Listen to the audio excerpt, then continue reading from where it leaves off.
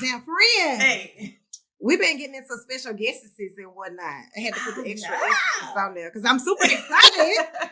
Okay, you have seen him a whole lot of places. His social media videos are going insane with over 4.5 million followers across platforms. In studio today, we have none other than Tony Talks. Shout out to Tony for being here. Well, thank you for that introduction. Oh my gosh. Yes. So shout out to you. Yes. Thank you so much for being here. We really appreciate you. You know, you couldn't have been anywhere Really do. else, but you were here with us. But you're And right so we're gonna take a lot of good care of you. Yes. So Mhm. you are based in Atlanta, but you originally from the DMV area. So, like, can you say? Okay. No, okay. Sorry. Okay. Okay. Now, but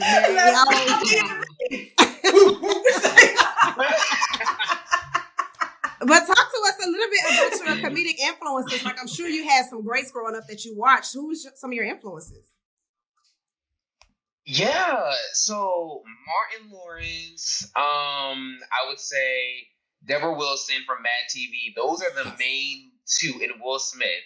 But I would say Deborah Wilson was truly like the blueprint.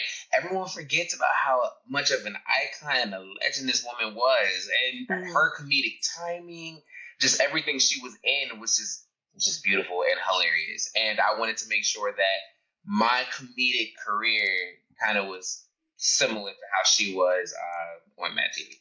I love that definitely. because that brings Yeah. me to my next question. So I noticed in a lot of your skits, you know, you wear the wigs, you kind of portray yourself as a woman. Where do you Yeah. draw your inspiration from? Well, there you go, Deborah Wilson. Yes, Not this is only that- perfect. Yeah, not only that, I'm in a house full of women, y'all. So, like, you know, I have 3 sisters. Well, at the time when I started, I had 2 sisters, but I have 3 sisters now.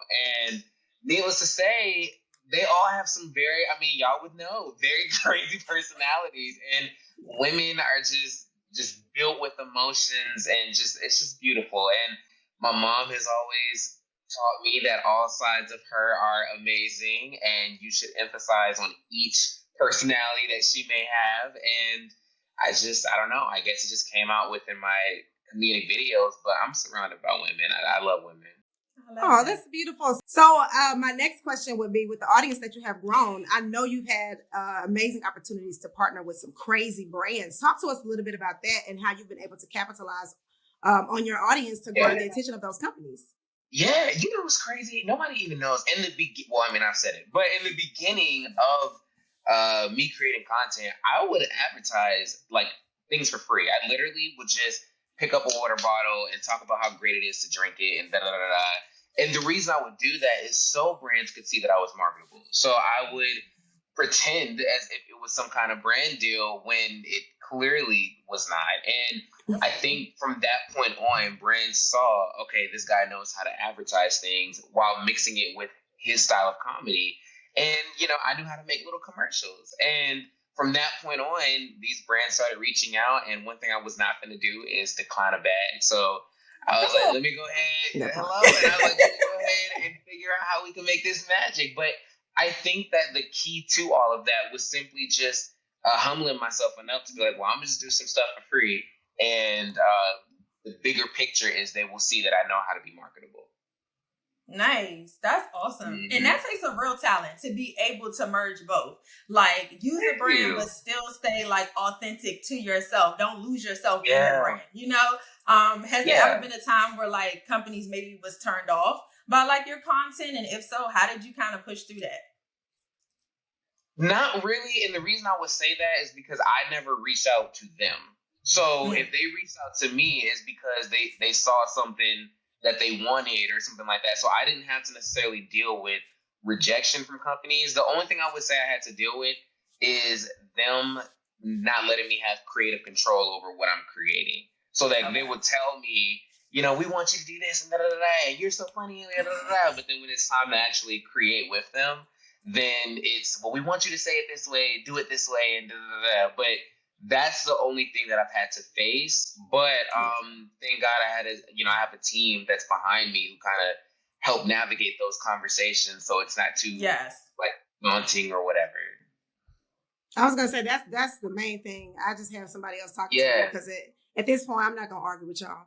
But you know, to your point though, like you know what you're getting when you reach out to me, because if you follow me enough and you've seen enough content, then you've seen enough to know that you want to reach out. So you can't now tailor how I communicate to my audience that's used to communicating with me in this way. But I'm sure that this has opened up a whole lot of doors for you. And so like people like me and Lynee, like we didn't start, you know, classically trained or anything like that. Like we just put the camera on and started talking. It just went for it. And so, you know, but a lot of people don't know this about you. Like you didn't just hop on the internet. Like you actually had some formal training at the Words in Motion studio. Yeah. So talk to us a little bit about that. How did that come about? Was it before or after social media? And, you know, like what was that like? Yeah, it was before social media. So I wanted, my traditional goal in life was just to be the world's greatest actor. That was like my kid life thing. And I was like, I want to do this, So I pursued acting, and I'm still pursuing it, but just in an untraditional way. So back then, I didn't like the callback setting. So I didn't like getting in a room with people, and I wanted to talk to everybody and be cool with everybody, but like in a sense, we're in competition. So, you know, everyone's kind of standoffish and blah, blah, blah. And I didn't really like that. So I was like, you know what, let me try to find a way to create my own rooms where people feel comfortable walking in and having a good time, having fun, because sometimes pursuing acting traditionally, it's just not fun. And it almost takes away from you loving acting and all that stuff because of all of this craziness that's going on within it. So thank God I was in a time where social media was becoming what it is, and I was able to capitalize off of just being myself. And now I can create those rooms, and now I can have some really awesome people in the same room where we vibing with each other and just having a good time. Nice. I love that. And I love that you talk about acting in a way where you said social media is what it is today. That means you've been doing this a little time now, okay? He letting you know I've been doing this for some time, okay? Yes, I have. Which is amazing. Like, so what else is next? Like, what's next for Tony Talks? Are you going to be in movies? You going to be on TV? You starting your own reality show? Can I be on it? If you are, put me in the comments. Right. Yes. Well, let me tell you, all of those things, I'm going to make sure I manifest all of them. But the biggest thing that I have coming up is I self-produced my biggest project, which is a musical. And I don't know really what I can say about it. Thank you. Other than it's called Boss Up the Musical, and it's I make small musicals every now and then on my social media platforms, but this one is huge, and it's a big cast, 5 songs, and we're premiering it here in Atlanta at a theater, and I don't know if I can say where it's gonna be at, but other than that, that's my biggest thing that I have coming up. But you guys will see me being able to talk about it and all that. It will just be a magical experience. But from that, I just know it's going to be me producing my own things, and I will make sure you will get a call when I know how to do that. Yes. Come on. So I just want to go to the premiere and wear an extra fluffy dress. That's all. If you just say me some call. And Tony, hold on stage. Because she know how to sing, okay? She know how to sing. So put on there.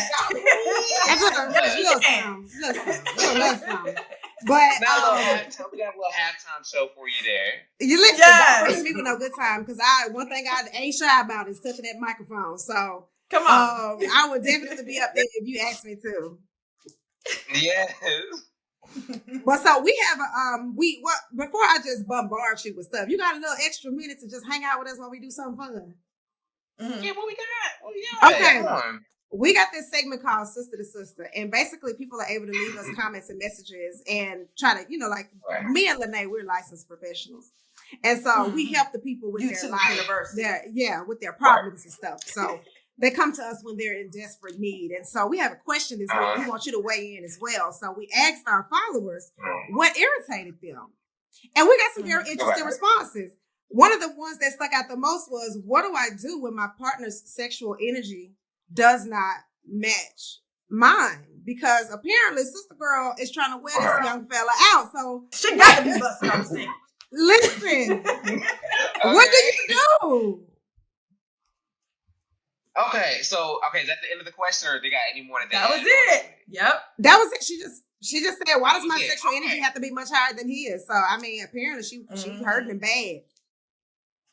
Listen, I mean, the way I see it is communication. I mean, the real boring answer, but it's true. It's communication. I mean, people be acting like you can't fix things with a conversation. Just talk about it. You know what I'm saying? Because when you don't, then you're going to end up with somebody who can't handle you. And then that's when now you got this man all sad and all this, and then, you know, you cheating and blah, blah, blah, blah. I feel like the best way to handle these things is just talk about it. I mean, it's awesome that she came on to here and asked y'all, but, like, did she talk to him? Well, she brought it up. You got a point. Did she talk? Yeah. That part. Yeah, like, you know, I would start in-house first before you start going out-house for anything. But other than that, if that don't work and he's still not doing what he's supposed to do, then if that's a big priority for you, then, you know, respect yourself enough to go find what you need. Come on. That's I love my that. answer. Respect yourself enough to go find what you need. It's not like a homework or a t-shirt, a snapback hat, or something. But I have a question for you. Like, how important is sex in a relationship to you? Like, is it something that's at the top of the list? If you had 3 things, does it make the top 3? You know, like, or is it like more 5 or 7?